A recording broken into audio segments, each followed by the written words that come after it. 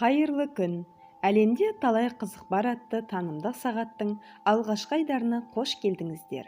Бұл танымдық сағатта атында айтып тұрғандай, әлемде және ғаламдарда болып жатқан, яғни жер мен аспан денесіндегі біріміз білсек те, біріміз білмейтін таңғажайып құбылыстардың сырын толық ашпасақ та, не үшін қалай болатыны жайлы барынша құпияны ашуға тырысамыз. Сондықтан да бұл айдар үлкені кішілі адамдардың бәріне қызықты болады деп ойлаймын. Ал ендігі кезекте танымдық сағатымызды ауа райының құбылуына байланысты, яғни жаңбыр жауғанда болатын найзағай мен күннің күркіреуі жайлы осы екі табиғи құбылыстың қалай пайда болатыны жайында зерттеп көрейік. Жаңбыр бұлттан бөлініп жерге түсетін атмосфералық сұйық тамшылардың жиынтық атауы.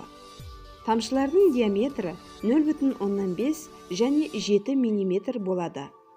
Тропосфераның жоғарғы қабатында қалыптасқан қар, мұз түйіршіктері оның жер бетіне жақын қабатынан өткенде еріп, жаңбыр тамшыларына айналады. Кейде жаңбыр бұлт арасындағы тым ұсақ тамшылардың бір-бірімен қосылуынан пайда болады.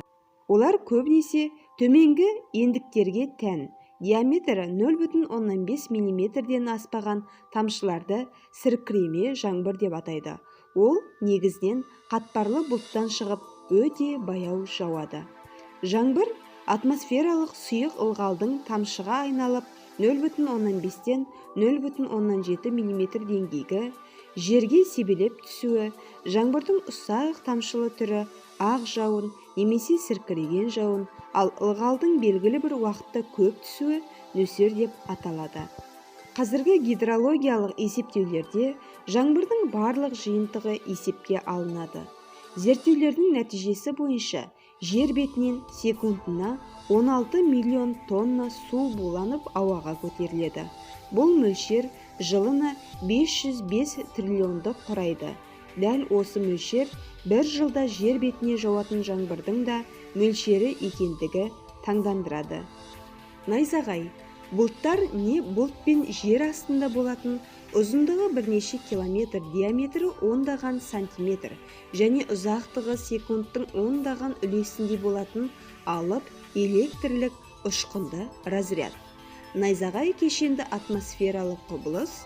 Бұл құбылыс кезінде қалың будақ жаңбырлы бұлттарда және бұлттар мен жер арасында көп еселі электр разрядтары пайда болады. Күн күркірейді, ұйтқыма жел, дауыл соғып, кейде бұршақ аралас нөсер жаңбыр жауады. Найзағайды шептік және масса ішіндегі деп ажыратады.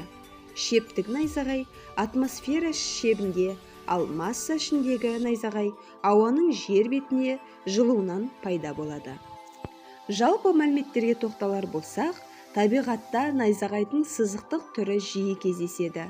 Найзағай пайда болу үшін бұлттың шағын көлемінде ұшқындық разрядтың басталуына жеткілікті электр заряды түзіліп, ал оның қалған едәуір бөлігінде басталған разрядты әрі қарай демейтіндей орташа кернеулігі 0,1 мен 0,2 электр өрісі болу керек.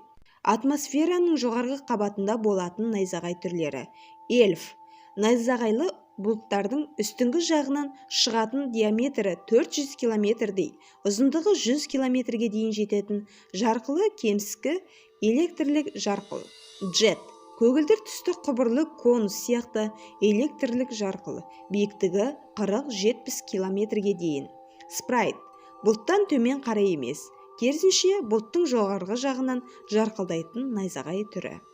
Найзағай жарқылы үлкен разрядты тоқпен тең, ал оның температурасы 30 000 градусқа дейін жетеді.